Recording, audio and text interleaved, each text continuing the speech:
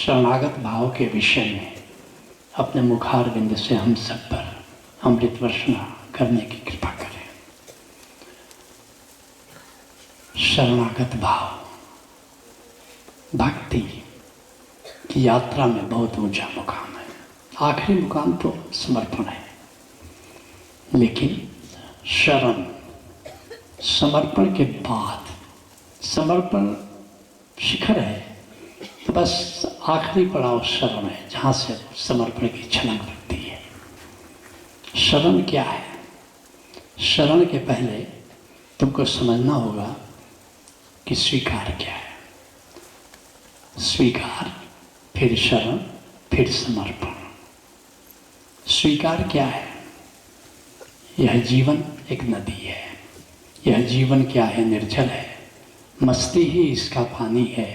सुख दुख के दोनों तीरों से चल रहा राह मनमानी है। ये तुम्हारा अनुभव भी है। कभी सुख आता है, कभी दुख आता है।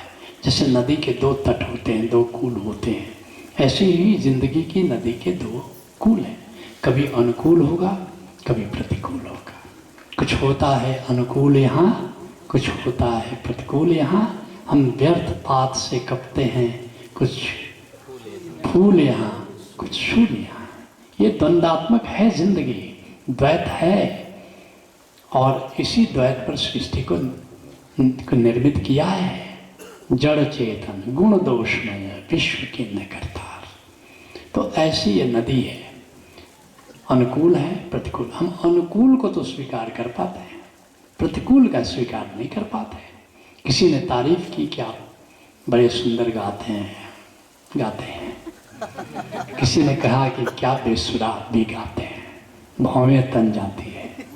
क्या सुर का बोध है जो ऐसा आप कह देते हो। अनुकूल कोई कह दे, कोई तारीफ कर दे तो फूल के हम गुब्बारा हो जाते हैं। बड़ा प्यारा आदमी। अच्छा, हमारी परिभाषा भी गजब है। एक प्यारे और दुष्ट की परिभाषा में क्या अंतर हम समझते हैं। कोई हमारी तारीफ करे तो प्यारा है, और कोई हमारी आलोचना करे तो बड़ा बुरा आदमी है। अरे, अच्छा और बुरा होने का संबंध हमारी तारीफ और निंदा से कैसे है? वो अच्छा है तो है, वो बुरा तो है। हमारी तारीफ कर दिया, तुम जरा सोचना, तुम किन लोगों को अच्छा मानते हैं जो तुम्हारी तारीफ करते हैं? किन लोगों को बुरा मानते हो जो तुम्हारी निंदा करते हैं? नहीं। एक दिन प्रज्ञा तुम्हारी जगती है और तुम कहते हो यह तो संतुलन के नियम से सब चलता है। कभी निंदा मिलेगी, कभी प्रशंसा मिलेगी, कभी यात्रा में शिखर आएगा, कभी घाटी आएगी। इसलिए नीरज कहते हैं, घर पा गया तुम्हारा मैं घर बदल बदल कर, मैं चढ़ गया हिमालय गिर गिर संभल संभल कर। तो ये तो जीवन है। कभी सफलता मिलेगी, कभी असफलता मिलेगी, कभी दिन होगा तो कभी रात होगी। दिन का हम स्वीकार कर लेते हैं, रात का नहीं करते। सफलता का स्वीकार कर लेते हैं, असफलता का नहीं करते। प्रशंसा का स्वीकार कर लेते हैं, निंदा का स्वीकार नहीं करते। जीत का स्वीकार बड़ी आसानी से कर लेते हैं, मगर हार का स्वीकार नहीं करते। लेकिन जिस दिन ये जान लोगे कि संतुलन के नियम से चलता है, जब जीत होगी तो एक दिन हार होगी, जब शिखर आएगा तो शिखर के बाद घाटी होगी, सफलता मिलेगी तो कभी असफलता होगी। यह तो संतुलन के नियम से होगा। आपदः संपदः काले दैवा दैवेति निश्चय। अष्टावक्र जनक को समझाते हैं, जनक कभी दुख होगा, कभी सुख होगा। आपदः संपदा, दुख और सुख। आपदः संपदा काले, अपने समय पर आता है, संतुलन के नियम के अनुसार आता है। आपदा संपदः काले दैवा दैवेति निश्चय। निश्चय पूर्वक जनक मैं ये बात तुमसे कहता हूँ, तृप्ता स्वस्थ इंद्रियो नित्यम न शोचति न कांक्षति। इस स्थिति को जानकर अपने आप में मैं तृप्त रहता हूँ, न तो शोक करता हूँ न कामना करता हूँ। तो एक दिन तुम्हारे भीतर ये प्रज्ञा जगेगी कि संतुलन के नियम से अनुकूल प्रतिकूल आते रहेंगे। जिस तरह मैं अनुकूल का स्वीकार करूँगा, ऐसे ही प्रतिकूल को भी परमात्मा का उपहार मानकर स्वीकार कर लूँगा। कर्मण्येवाधिकारस्ते मां फलेषु कदाचन। भगवान कृष्ण की घोषणा है, फल कभी अनुकूल होगा, कभी प्रतिकूल होगा, उस पर हमारा अधिकार नहीं है। प्रतिकूल भी फल होगा तो हम स्वीकार करेंगे। इसको कहते हैं सम्यक स्वीकार। अब अगला कदम, अगर ये घटना तुम्हारे भीतर घट गई, अब सम्यक शरण में जा सकते हो। अब आगे जाकर के कहते हो, जो तुम करो सो भल हमरे। गुरु अर्जुन देव जी कह रहे हैं, कहते हैं हे गोविंद, हमें क्या पता कि हमारे लिए क्या अच्छा है क्या बुरा है, हमें क्या पता है। अब तुम डॉक्टर के पास बैठे हो, डायबिटीज़ के पेशेंट हो, डॉक्टर ने 1 किलो रसगुल्ला मंगाया, 7 मित्र बैठे हैं, बाकी 6 को रसगुल्ला खिला दिया और तुम्हारे लिए कि नहीं इनको रसगुल्ला मत दो। तुम कहोगे अपमान कर दिया, नहीं अपमान नहीं कर रहा, तुम कहोगे प्रतिकूल हो गया, सबको रसगुल्ला मिला हमको तो नहीं मिला। डॉक्टर बेहतर जानता है कि तुमको क्या देना है क्या नहीं देना है, इसलिए याद रखना, परमात्मा तुम्हें वह नहीं देता है जो तुम चाहते हो, परमात्मा तुम्हें वह देता है जो तुम्हें चाहिए।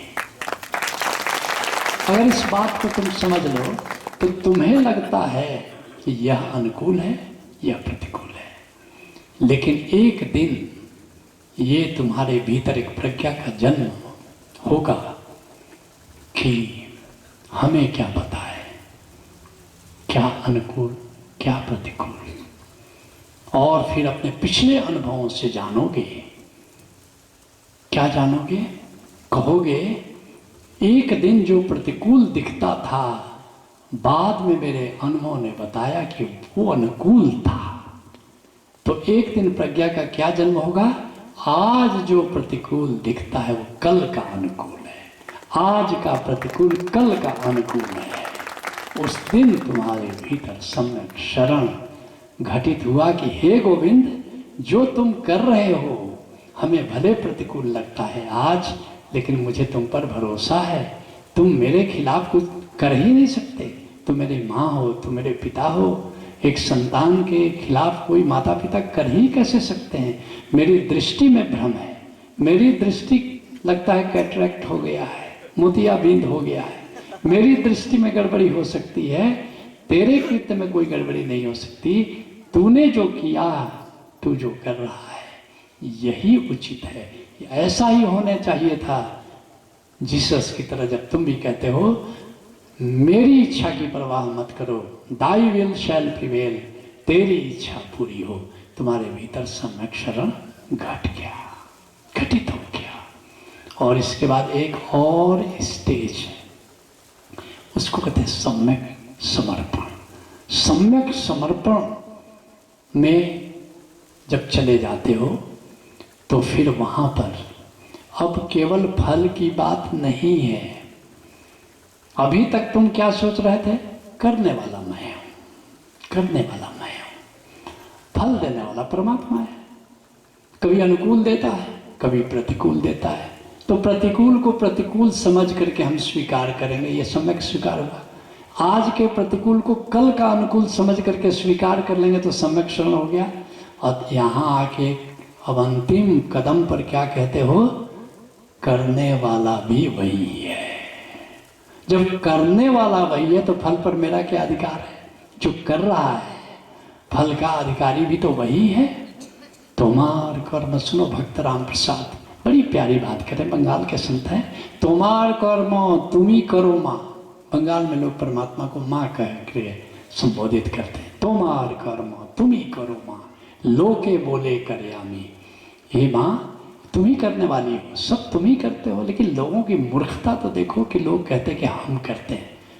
तो उस समय तुम्हारे भीतर होता है चीज़ें हो रही हैं, वही करने वाला है, वही फल का अधिकारी है। मैं बीच में कहाँ आता हूँ? मैं तो बस इस रास में सम्मिलित हो गया।